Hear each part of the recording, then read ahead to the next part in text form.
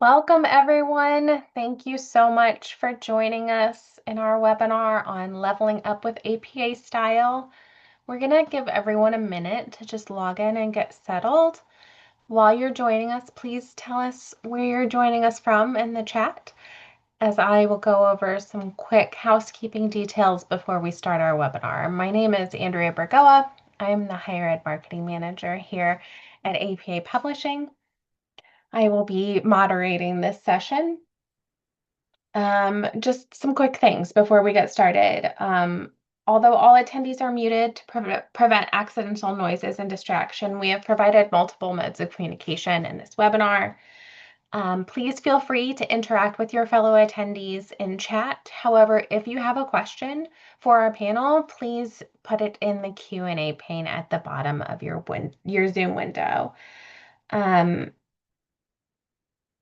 As far as this session is being recorded, we will send you a recording as soon as it is available, probably within the next 24 hours. So please look for that in your email. This webinar also includes an option for captions. So if you see the little CC at the bottom of your screen, you can turn on closed captioning. And as a recognition for your attendance today, you will be receiving an attendance certificate, but please just be patient with us as that is a manual process. Again, thank you for attending our session on leveling up with APA style. I will turn things over to our presenters, Samantha, Chelsea, and Jasmine. Take it away. Thanks so much, Andrea.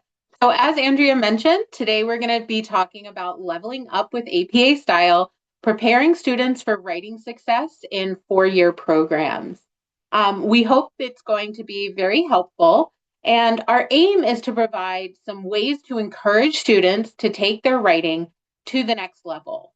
So our title specifies four-year institutions, but really this is helpful for anyone preparing your students to go from more beginner writing to really good scholarly writing, whether that's moving from high school to college, from a two-year program to a four-year program, from introductory kind of classes to your core major classes, or even undergraduate to grad school.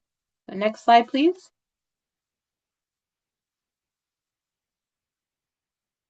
So my name is Samantha Denny. I'm the development manager with APA Style, and I'm here with my colleagues Chelsea Lee, our instructional lead, and Jasmine Bridges, our development specialist. We're all members of the APA Style team, which is the team responsible for creating, editing, updating, promoting, and teaching APA Style guidelines and products and services you might be familiar with, like the APA style blog, the publication manual, the concise guide, and more. We also have Tim McAdoo in the chat, so if you have any questions, he'll be able to answer, and if you have anything specific, he can answer some questions for you in the Q&A and chat. So next slide, please. So I don't know if you've noticed yet, but we have kind of an old school video game theme to today's presentation. So I hope you enjoy it. I think it's very cute. We were very amused with ourselves in creating this. But basically today, we're going to talk about how APA style helps students to level up their writing. We've split the parts of writing a paper into different quests. So we're going to talk about tips to help them with consuming information, developing and substantiating their ideas, and ultimately elevating their writing. We also have a side quest where we're going to talk a little bit about dealing with AI. And as Andrea mentioned, we should have plenty of time built in for questions. So put your questions in that Q&A box at the bottom of your screen, and feel free to talk amongst yourselves, and we look forward to sharing and having this conversation with you all today. The next slide. So we have a couple of polls to get us started, to get a sense for what kind of challenges your students have, and also what kind of transitions you're helping your students with. So Andrea, could you launch the first poll? Great. So our first poll is what academic transition are your students currently experiencing? So this can be, you can do multiple select if you're, working with different types of students. So go ahead and put in whatever fits. And if, it's something else, go ahead and put that in the chat. It'll just give you just a couple more seconds for this. And Andrea, you can close it when you see that a good amount of people have responded. We're at about 62%. Yeah, 64. Great. All right, here we go. Awesome.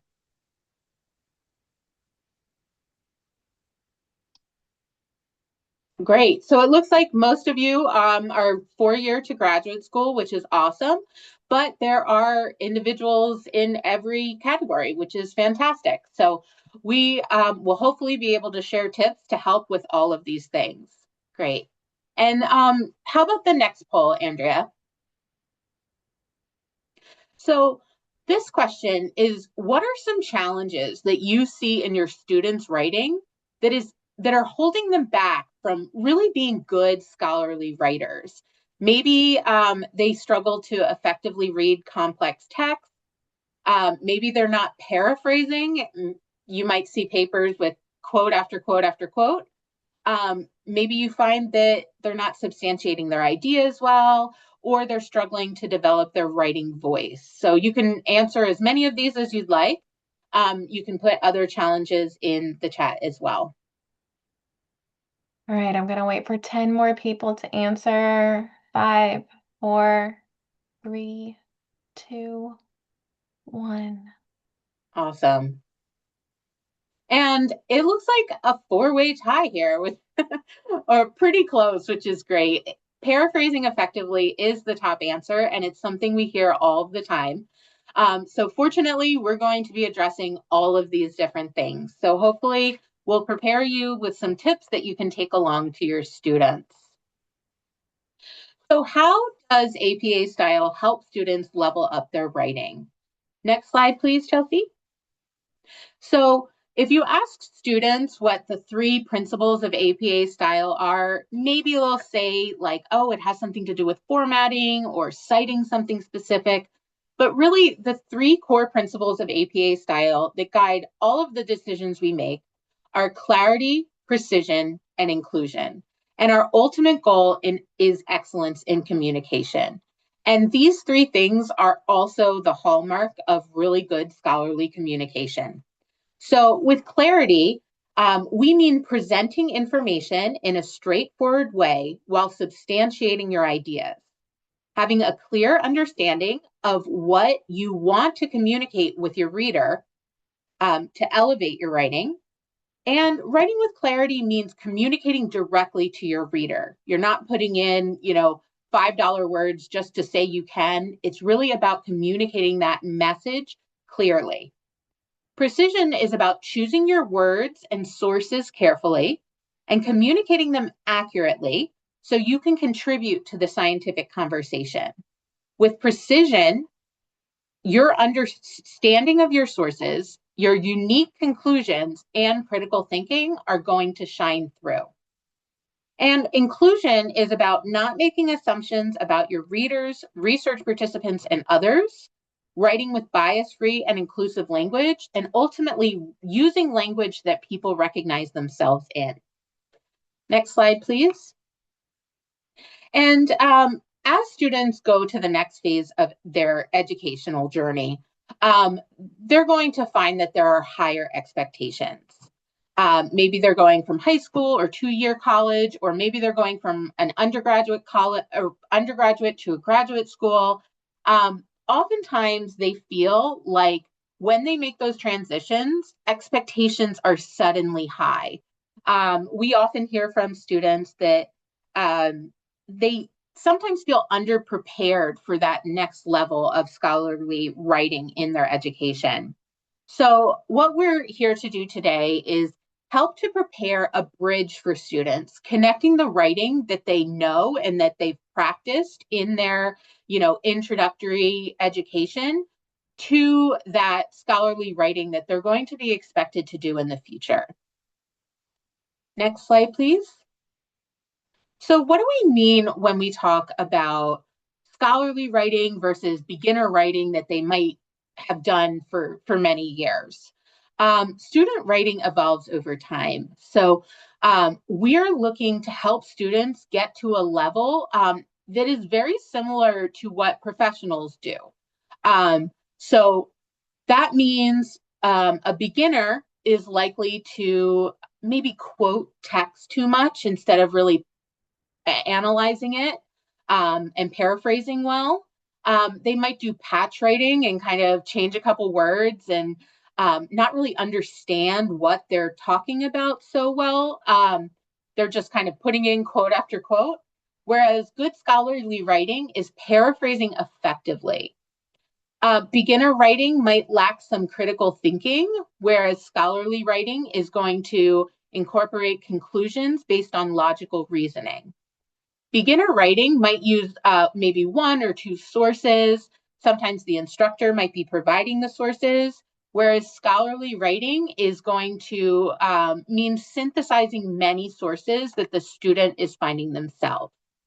And many beginner writers use secondary sources, like maybe a newspaper article reporting um, about a scientific discovery or something like that, instead of in scholarly writing, where they use empirical studies and original research.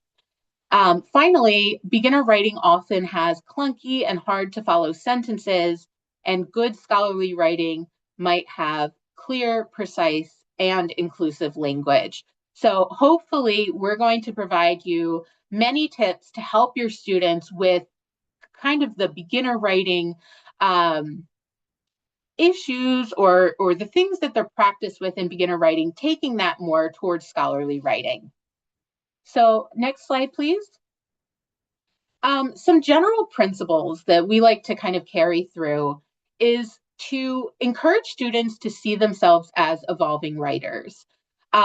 This means promoting growth mindset and treating writing as a learnable skill. A lot of times students can be discouraged or think of themselves as bad writers when really they just haven't been taught yet. So we like to model a strengths-based perspective and focus on the fact that students already have a lot of great skills. They know a lot, but through practice and learning some new things, this will help them grow.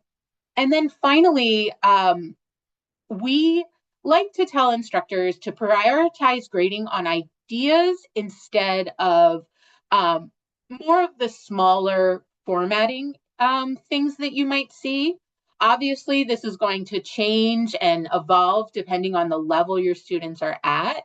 But if your students are just taking on like a new, like they're writing their first research papers or they're new in a certain role in their college or in their writing journey, really focus on, did they include an in-text citation to substantiate their idea rather than is the parenthesis inside or outside of the period? You know what I mean? Like we want them to think about the overall need, the overall principles of APA style rather than some of the smaller elements where they might be afraid to lose a lot of points.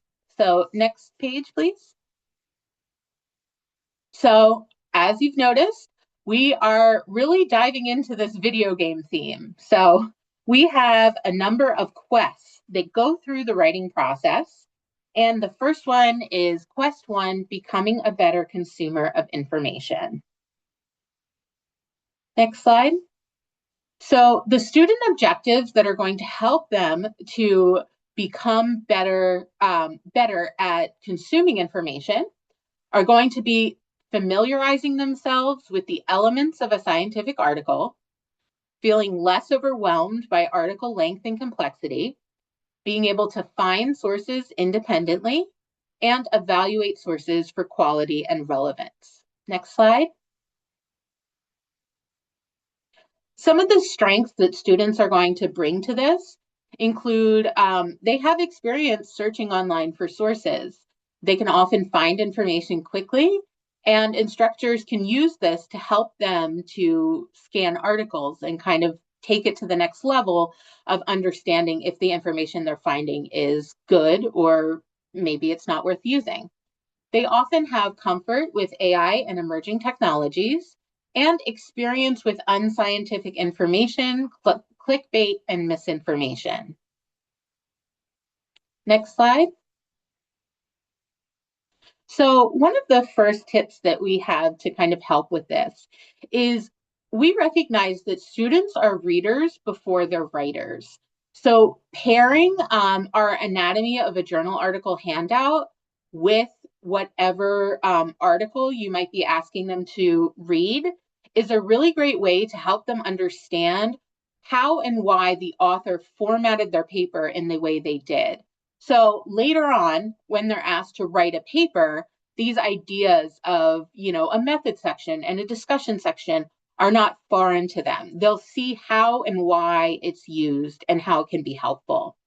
It's also helpful because when they're faced with maybe a really long research article and they're a little intimidated, understanding the different parts of an article can help them scan and find the information they're looking for more quickly, and it can kind of break up the article and make it easier for them to understand, like, what is this paper composed of.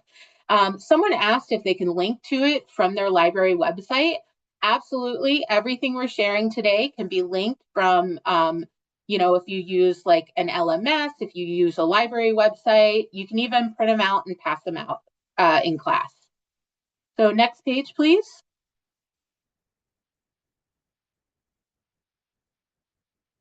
We also recommend, especially if they're intimidated by reading like a long research article, to teach them about and emphasize abstracts.